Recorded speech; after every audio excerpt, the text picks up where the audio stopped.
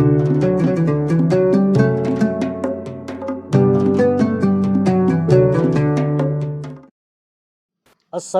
warahmatullahi wabarakatuh.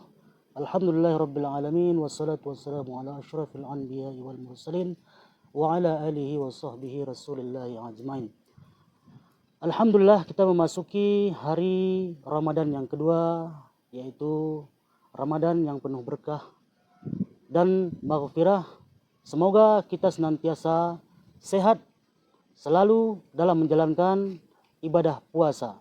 Semoga ibadah kita di dalam bulan Ramadan ini menjadi semangat dan menjadi kuat. Alhamdulillah, kita bisa mengikuti dengan sehat dan selamat pada hari ini. Salah satu keberkahan Ramadan adalah kebersamaan dalam beribadah. Berbuka bersama dan sholat berjamaah dan saling mengingatkan dalam kebaikan. Allah berfirman dalam Al-Quran surah Al-Ma'idah ayat 2. Wa ta'awanu bismillahirrahmanirrahim wa ta'awanu 'alal birri wat taqwa wa la ta'awanu 'alal ismi wal 'udwan. Dan tolong-menolonglah kamu dalam kebaikan dan janganlah kamu menolong-nolong dalam keburukan. Surah Al-Maidah ayat 2.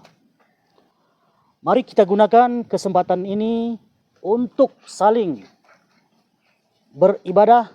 Jika ada saudara kita yang mulai lelah, mari kita saling mengingatkan, dan yang ada dalam kesulitan, mari kita bantu mereka.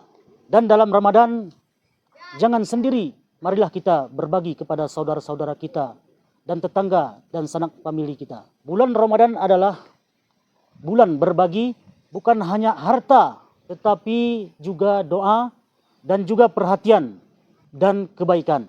Rasulullah SAW bersabda yang artinya, barang siapa yang memberi berbuka kepada orang berpuasa, maka baginya pahala seperti orang yang berpuasa, tanpa mengurangi pahala orang yang berpuasa tersebut.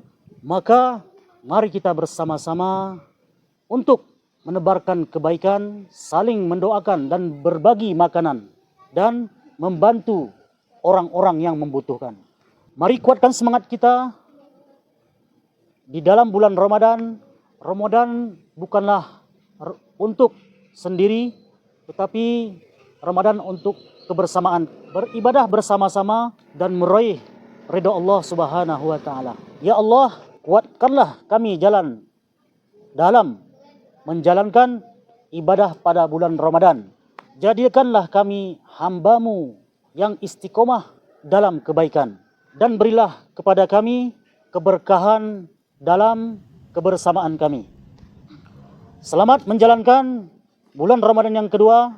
Tetap semangat, tetap bersama dalam kebaikan. Sekian, wassalamualaikum warahmatullahi wabarakatuh.